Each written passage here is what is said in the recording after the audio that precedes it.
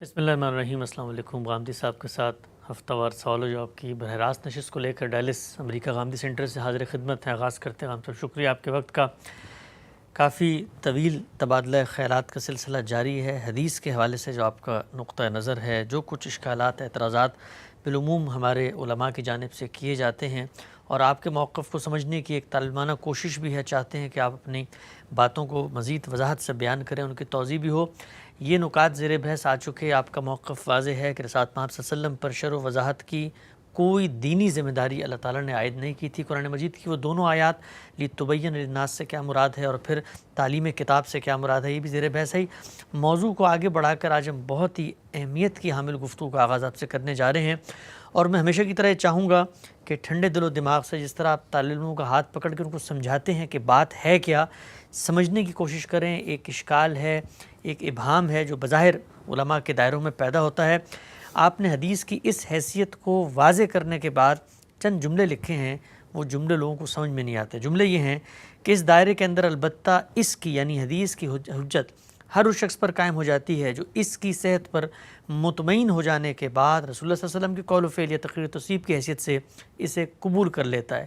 اس سے انحراف پھر اس کے لیے جائز نہیں رہتا، بلکہ ضروری ہو جاتا ہے کہ آپ کا کوئی حکم یا فیصلہ اگر اس میں بیان کیا گیا ہے تو اس کے سامنے سر تسلیم خم کر دے۔ سوال آج کی نشست میں یہ ہے، ذمہ داری رسول اللہ پہ نہیں ہے، آپ نے بتا دیا، عنایت ہے آپ کی، لیکن دوسری طرف اتنا بڑا دعویٰ اور میرے ایمان کی بنیاد قرار دیا جا رہا ہے کہ مجھ تک بات پہنچے گی تو ماننا ضروری ہے۔ کیوں ضروری ہے؟ اس وقت تک جو کچھ ہم نے عرض کیا ہے اس کا ایک مختصر خلاصہ کر لیجیے۔ عام طور پر لوگ پیچھے کی پوری بات نہیں سن رہے ہوتے تو بعض جملوں سے غلط فہمی مبتلا ہو جاتے ہیں۔ یعنی بیان یہ کیا گیا ہے کہ اللہ تعالیٰ نے جب یہ دین ہمیں دیا ہے، اس کی بنا تو الہام فطرت پر ہے، لیکن پھر اللہ تعالیٰ نے یہ عنایت فرمائی کہ اپنے پیغمبروں کے ذریعے سے اس دین کی تمام تفصیلات بھی واضح کر دیں۔ یہ بات بھی ہم کئی مرتبہ بیان کر چکے ہیں کہ یہ تفصیلات دو صورتوں میں ہیں۔ ایک ایمان و اخلاق کے مباحث جن کو قرآن اپنی اصطلاح میں الحکمہ کہتا ہے، دوسرے شریعت۔ یہ سب پیغمبروں کی وساطت سے ملا ہے۔ پیغمبروں کا یہ سلسلہ آدم علیہ السلام سے شروع ہوا۔ محمد الرسول اللہ صلی اللہ علیہ وسلم اس سلسلے کے آخری پیغمبر ہیں۔ چنانچہ اب دین کا تنہا ماخذ رسالت مآب صلی اللہ علیہ وسلم محمد الرسول اللہ صلی اللہ علیہ وسلم کی ذات والا صفات ہے۔ یعنی وہ چیز جس کو آپ دین کہیں گے اس کے لیے آپ کو استدلال آپ ہی کی ذات سے کرنا ہوگا۔ دین کا تنہا مصدر اب آپ ہی ہیں۔ یعنی جو اللہ تعالیٰ نے انسان کی فطرت میں ہدایت ودیت کی تھی وہ اپنے اجمال کو تفصیل میں تبدیل کر کے اب پیغمبر کی ہدایت بن چکی ہے۔ تو اب تنہا ماخذ کی حیثیت حضور کو حاصل ہے۔ اس حیثیت سے رسول اللہ صلی اللہ علیہ وسلم نے ہمیں دو چیزیں دیں، ایک قرآن، دوسرے سنت۔ قرآن اللہ کی کتاب کی حیثیت سے دیا، یعنی اس کی نوعیت بالکل الگ ہے، اللہ کا کلام ہے، اللہ تعالیٰ کے اپنے الفاظ میں ہے۔ جیسے اللہ تعالیٰ نے اس کو دیا، جبریل امین نے اسی طرح اس کو اخذ کیا اور لفظ بلفظ رسول اللہ صلی اللہ علیہ وسلم تک پہنچا دیا، اور رسول اللہ صلی اللہ علیہ وسلم نے لفظ بلفظ اس کو آگے لوگوں تک منتقل کر دیا، اور اب یہ ان کے اجماع اور تواتر سے نسلاً بعد نسل منتقل ہو رہا ہے۔ دوسری چیز سنت، میں نے اس کے بارے میں بتایا کہ یہ اصل میں کیا ہے، یہ پیغمبروں کی دینی روایت ہے۔ یعنی اللہ تعالیٰ نے جو دین دینا شروع کیا تھا اس میں تمام عملی نوعیت کی چیزیں، عملی نوعیت کی تمام چیزیں وہ ایک روایت بن چکی تھی۔ روایت کو آپ سنت کے لفظ سے تعبیر کر لیں۔ یہ وہ ہدایت ہے کہ جو پیغمبروں کی ہدایت کی حیثیت سے قرآن میں اسی طرح بیان ہوئی، اور پھر کہا گیا کہ یہ پیغمبر ہیں جو یہ ہدایت لے کر آئے تھے، فَبِہُدَاهُمْ اقْتَدِیٰ، اب آپ ان کی ہدایت کی پیروی کریں۔ یہی ہدایت ہے جو رسالت مآب صلی اللہ علیہ وسلم کے پس منظر میں دین ابراہیمی کی روایت کہلاتی تھی، کیونکہ سرزمین عرب میں اللہ کا حرم ابراہیم علیہ السلام نے بنایا، اپنے بیٹے کو وہاں آباد کیا، تو یہ سب لوگ ان کی اولاد تھے اصلاً، دوسرے بعض قبائل بھی آئے لیکن اصلاً یہ لوگ اسماعیل علیہ السلام کی اولاد تھے۔ تو اسماعیل علیہ السلام نے جو دعوت پیش کی وہ ظاہر ہے کہ وہی دعوت تھی جو سب پیغمبروں کی دعوت ہے، جو سنت قائم کی وہی سنت تھی۔ یہ سنت بڑی حد تک زندہ تھی، اس پر لوگ عمل پیرا تھے، اس میں کچھ بدعتیں داخل ہو گئی تھیں، بعض چیزیں مردہ ہو گئی تھیں۔ رسالت مآب صلی اللہ علیہ وسلم نے اس کی تجدید کی، اس کی ترمیم و اصلاح کی اور اسے آگے جاری کر دیا۔ یہ دونوں چیزیں کیا ہیں؟ یہ دین کا کانٹینٹ ہے، دین کے محتویات ہیں، یعنی قرآن پورا کا پورا اور سنت۔ اس کے لیے ہمیں رجوع کرنا ہے، یہ حضور نے ہمیں دے دیا۔ وہ چیز جو زیر بحث تھی وہ یہ تھی کہ پھر یہ روایتوں میں جو کچھ بیان ہوا ہے یہ کیا ہے؟ یعنی قرآن تو مسلمانوں کے اجماع اور تواتر سے ایک مصحف کی شکل میں مسلمانوں کے ہاتھوں میں موجود ہے، سنت ان کے اجماع اور تواتر سے اس امت کے تعامل میں موجود ہے اور سارا علم اس کو مانتا ہے۔ تو پھر یہ جو روایتیں ہیں جو بیان کی گئی ہیں، پہلے یہ کہ یہ بیانی کیوں کرنی پڑی، یعنی لوگوں کو جمع کیوں کرنا پڑا، ان کو لوگوں نے تصنیفات میں کیوں بدلا، اور پھر یہ کہ ان کی حیثیت کیا ہے۔ تو یہ جہاں سے آپ نے اقتباس پڑھا ہے وہاں میں نے یہ لکھا ہے کہ یہ دین میں کسی عقیدے یا عمل کا اضافہ نہیں کرتی، یا دوسرے لفظوں میں یوں کہیے کہ دین کے مشمولات یا محتویات میں اصلاً کوئی کمی بیشی نہیں کرتی، بلکہ یہ اپنی نوعیت کے لحاظ سے تفہیم و تبیین ہے۔ کوئی بات سمجھائی ہے حضور نے، کسی سوال کا جواب دیا ہے، کسی اشکال کو دور کیا ہے، تو گویا یا قرآن سے متعلق کوئی بات سمجھائی ہے یا سنت کے بارے میں کوئی بات سمجھائی ہے۔ تو کیا چیز ہے یہ؟ تفہیم و تبیین، یعنی یہ سنت کی یا قرآن کی۔ اچھا، اس میں اگر اسوہ حسنہ پر عمل ہو رہا ہے تو وہ بھی آپ اگر غور کر کے دیکھیں تو ایک نوعیت کی عملی تفہیم ہے، یعنی اگر اس کو ہمارے زاویے سے دیکھیں، یعنی حضور تو اپنے زاویے سے اپنے پروردگار کی خوشنودی کے لیے احسان کے درجے میں اس پر عمل فرما رہے ہیں، لیکن میرے لیے وہ بھی تفہیم بن جاتی ہے دیکھنے والے کے لیے۔ تو یہ اگر ایک لفظ میں ادا کریں تو سب تفہیم و تبیین ہے۔ اسی لیے اس تفہیم و تبیین کے ذیل میں وہ بحث پیدا ہو گئی جو ہم نے پچھلی نشست میں ختم کی ہے کہ کیا یہ تفہیم و تبیین رسول اللہ صلی اللہ علیہ وسلم پر فرض تھی، آپ کی یہ منصبی ذمہ داری تھی؟ تو میں نے یہ بتایا کہ یہ ہرگز آپ کی کوئی منصبی ذمہ داری نہیں تھی، یہ آپ پر کوئی فریضہ نہیں عائد کیا گیا تھا، بلکہ یہ کام آپ نے رافت و رحمت سے کیا۔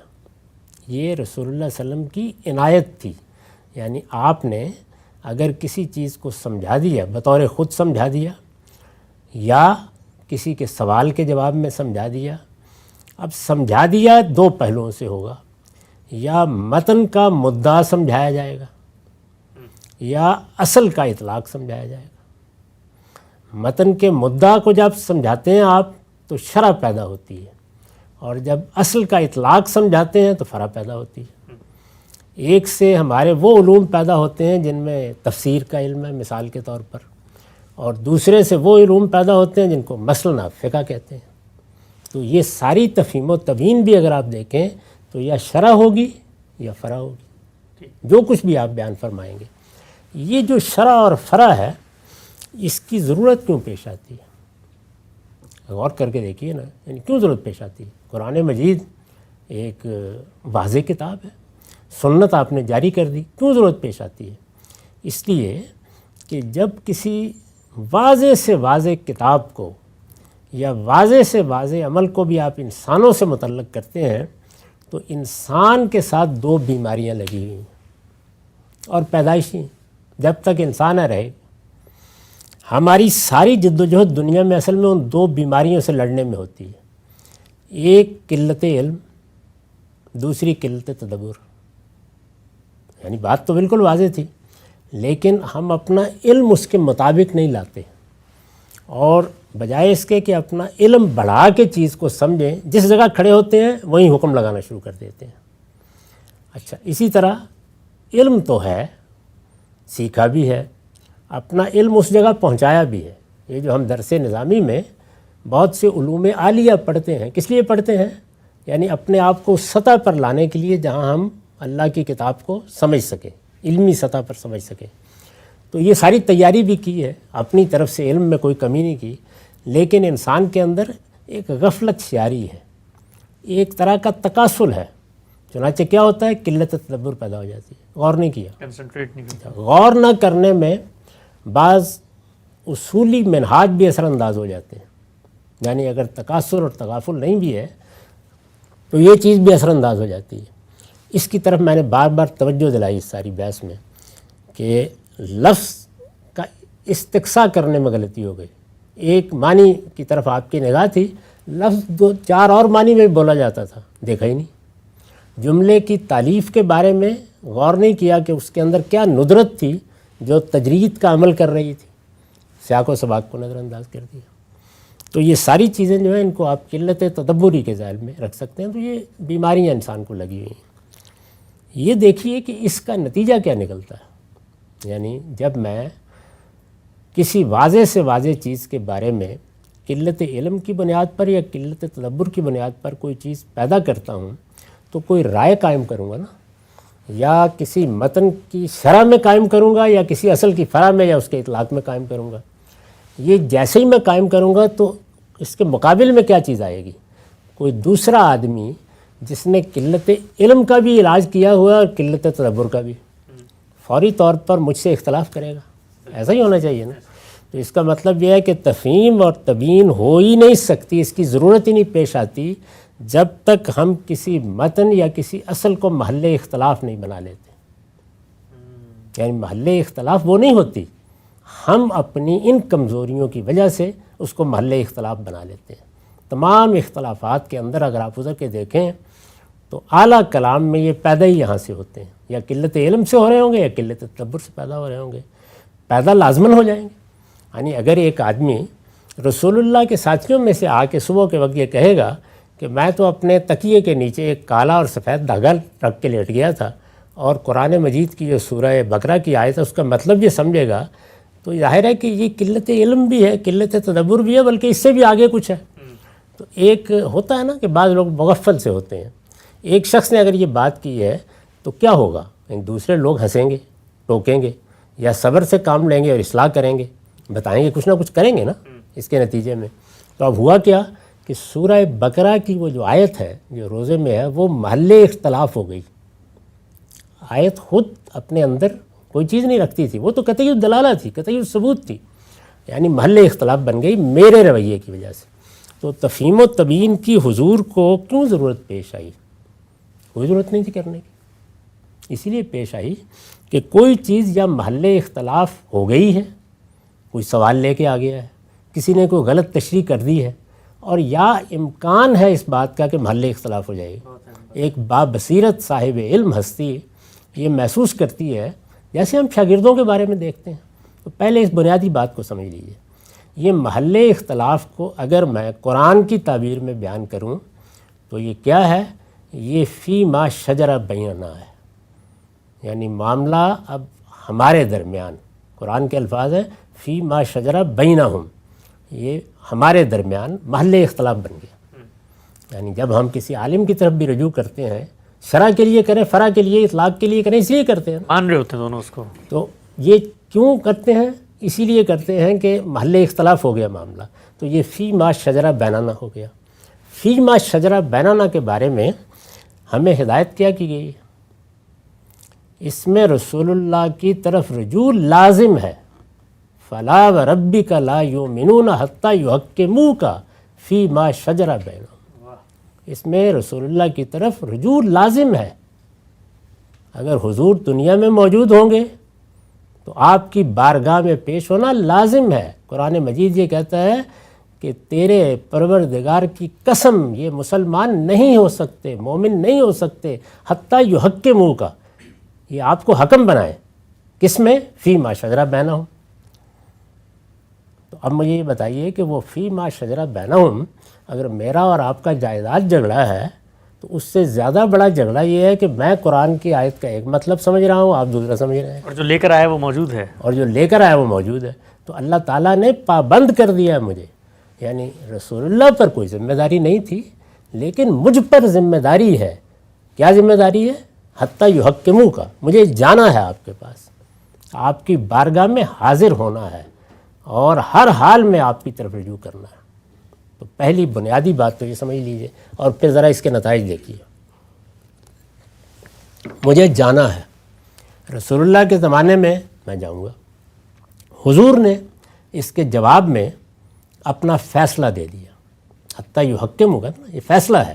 آپ نے فرمایا کہ نہیں، بقرہ کی وصایت میں سفید دھاگا تکیے کے نیچے نہیں رکھنا، اس کا مطلب یہ ہے، یہ فیصلہ ہو گیا۔ یہ فی ما شجرہ بیننا میں فیصلہ ہے حضور کا۔ یا آپ نے کسی اصل کی فرع کے اطلاق میں رہنمائی فرمائی اور آپ نے فرمایا نہیں، یہ اس طرح ہوگا۔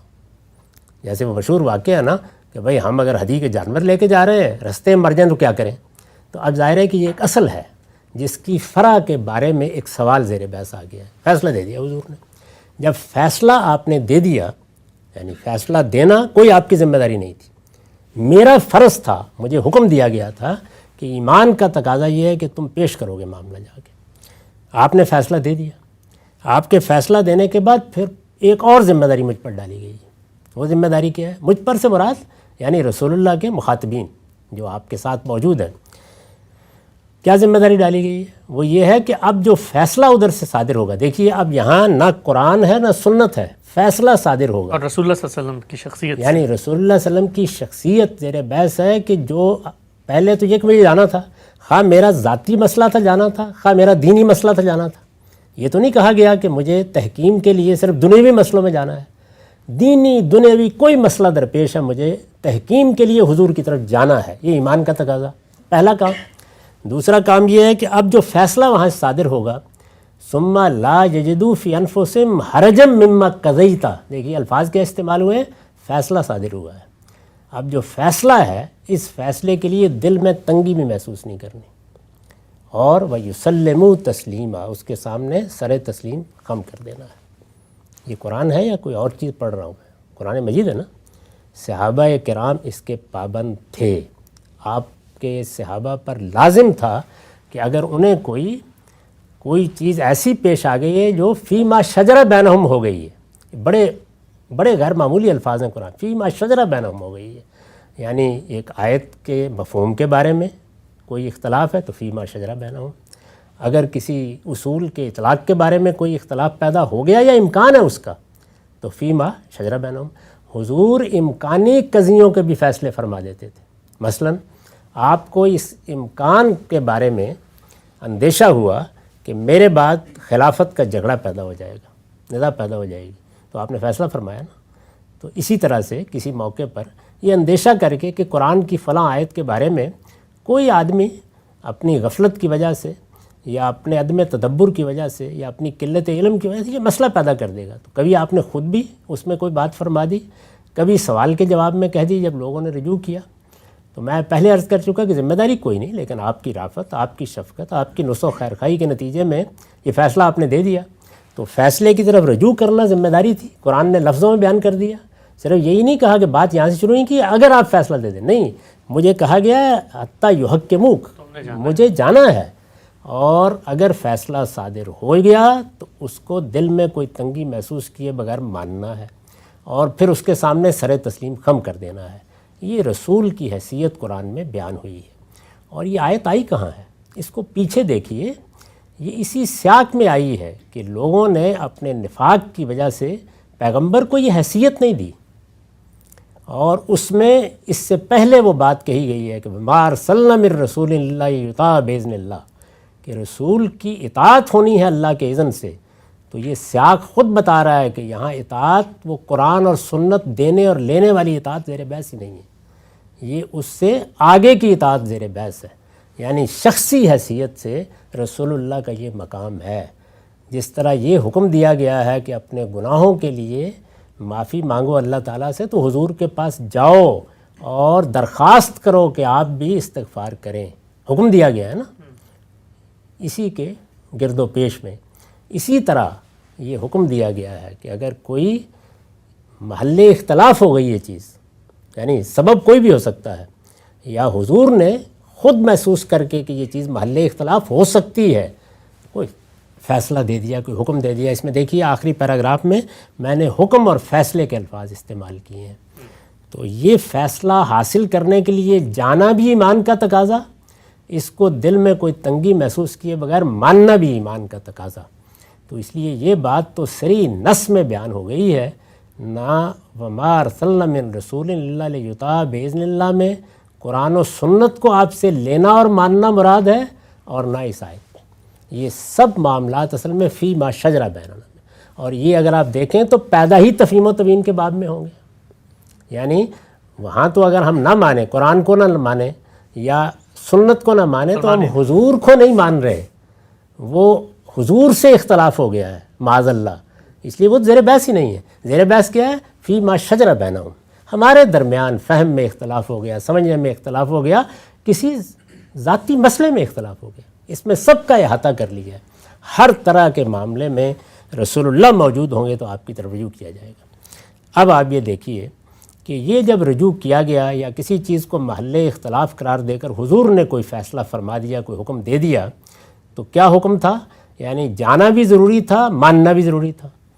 مجھے یا آپ کو بعد کے زمانوں میں اطلاع ملی کہ ایسا ایک حکم اور فیصلہ کسی محل اختلاف میں دیا گیا تھا. اس کے بارے میں میرا رویہ کیا ہونا چاہیے؟ وہ جو رسول اللہ کی موجودگی میں، جو رسول اللہ کی موجودگی میں، اس لیے کہ میرے لیے وہ اللہ کے رسول ہے. مجھے اطلاع مل گئی کہ حضور کا فیصلہ، تو اب حضور موجود ہے تو آپ کے پاس جانا لازم، حضور کے فیصلے کی اطلاع مل جائے تو اسے پانا لازم.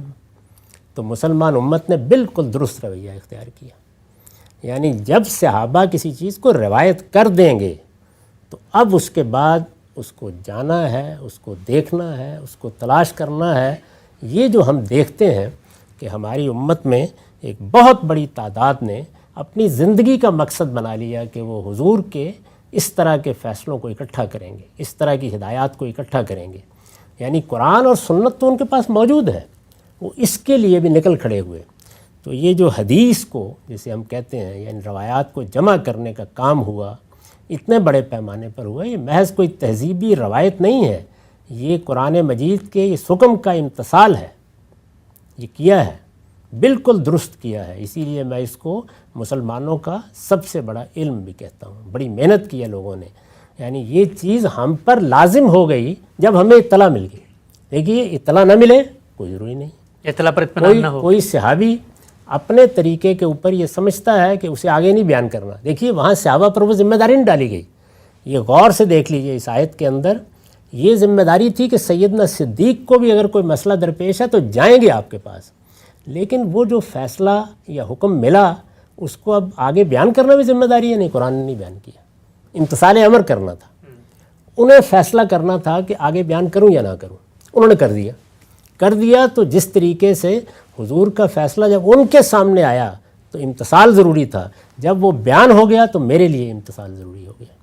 تو اب اس کو پانا بھی ہے، اس کو جاننا بھی ہے. اس بنیاد پر امام شافعی یہ کہتے ہیں کہ یہ علم الخاصہ ہے، اور مسلمانوں میں جو لوگ علم سے متعلق ہوں یہ ان کا فرض ہے، اور ایک لحاظ سے پوری امت کے لیے فرض کفایہ بن گیا ہے کہ حضور صلی اللہ علیہ وسلم کے ان فیصلوں اور ان احکام کو تلاش کیا جائے. جہاں کہیں جب اطلاع ملتی تھی تو جاتے تھے. تو جانا ضروری، ان کو جمع کرنا ضروری، ان کی تحقیق کرنا ضروری. تحقیق لازماً ہوگی. یہ جتنی تحقیق ہم کرتے ہیں یا کسی روایت پر اعتراضات کر رہے ہوتے ہیں، یہ رسول اللہ سے اس کی نسبت کے بارے میں اطمینان کی بحث ہے. یعنی یہ دیکھا جا رہا ہوتا ہے، کیونکہ دوسری طرف بھی تنبیہ ہے کہ میری نسبت سے کوئی غلط بات بیان نہ ہو جائے. تو ہمارے ہاں جو محدثین نے اصول بنائے کہ سند اس طرح دیکھیں گے، متن اس طرح دیکھیں گے، وہ اصل میں اطمینان کے لیے. پورا پیراگراف آپ پڑھیے تو اس میں یہ بتایا گیا کہ جب مجھے صحت پر اطمینان ہو گیا کہ یہ بات تو حضور کی ہے، تو اب اطلاع ملی پہلے تو اس کو تلاش کرنا ضروری تھا، اور جب مجھے اطمینان ہو گیا تحقیق کے بعد کہ وہ بات صحیح ہے تو اس کے سامنے سر تسلیم خم کرنا ضروری ہے. یہ براہ راست نص صریح میں حکم بیان ہوا ہے، اس لیے میرے نزدیک اس کے بارے میں تو کوئی بحث ہی پیدا نہیں ہوتی. تو یہ موقف ہے میرا، اسی کو میں نے اس کتاب میں بڑی تفصیل اور وضاحت کے ساتھ ابتدا ہی میں بیان کر دیا ہے. رسالت مآب صلی اللہ علیہ وسلم کی منصبی ذمہ داریاں دو تھیں، پر خلاصہ کر دوں. جو دین آپ کو دیا گیا قرآن اور سنت کی صورت میں، اس کا بلاغ مبین. جس عدالت کو آپ کے ذریعے سے برپا کیا گیا اس میں جو حکم دیا جائے اس کی پیروی، اس میں آپ مامور تھے، یہاں تک کہ حدیبیہ کا معاہدہ لکھنے کے لیے بھی مامور تھے، تو اس میں بہت سے احکام ہیں جو آپ کو دیے گئے۔ یہ منصبی ذمہ داری ہیں۔ تفہیم و تبیین آپ کی کوئی منصبی ذمہ داری نہیں، یہ آپ کی رفعت، آپ کی رحمت، اپنی امت کو اختلافات سے بچانے کے لیے آپ نے اپنے طور پر بھی کسی موقع پر رہنمائی فرمائی، سوال کا جواب بھی لیا۔ امت کی، مخاطبین کی، صحابہ کی ذمہ داری تھی کہ اگر ایسی کوئی چیز آئے ذہن میں، خواہ کسی متن کے بارے میں آئے، خواہ کسی اصل کے اطلاق کے بارے میں آئے، رجوع آپ کی طرف کیا جائے گا۔ اس وقت بھی اگر کوئی چیز مجھے معلوم ہو کہ حضور کا فلاں حکم یا فیصلہ دنیا میں کہیں پایا جاتا ہے تو مجھ پر لازم ہے کہ میں اس کی طرف رجوع کروں۔ ظاہر ہے یہ جو لازم ہونا ہے یہ بالکل صحیح کہا ہے امام شافعی نے، یہ فرض کفایہ کے درجے میں ہے، یعنی بحیثیت امت علماء یہ جدوجہد کرتے ہیں، وہی یہ سب کام کریں گے، آج بھی کر رہے ہیں، تو یہ لازم ہے۔ مل جائے تو ہمارے ائمہ فقہ جب بیان کرتے ہیں نا کہ اگر تمہارے سامنے حضور کا فیصلہ آ جائے تو ہماری رائے کو دیوار پر دے مارو، بالکل درست کہتے ہیں، یہی حکم دیا گیا ہے وَيُسَلِّمُوا تَسْلِيمًا۔ ٹھیک ہے آپ صاحب، بہت ہی اہم گفتگو آج ہم نے آپ سے کی۔ دین کا تنہا ماخذ رسالت مآب صلی اللہ علیہ وسلم کی ذات والا صفات ہے۔ قرآن و سنت دین کے مستقل سورسز کے طور پہ ملے ہیں، اور حدیث کے اندر اسی دین کی تفہیم و تبیین، شرح و وضاحت ہوتی ہے۔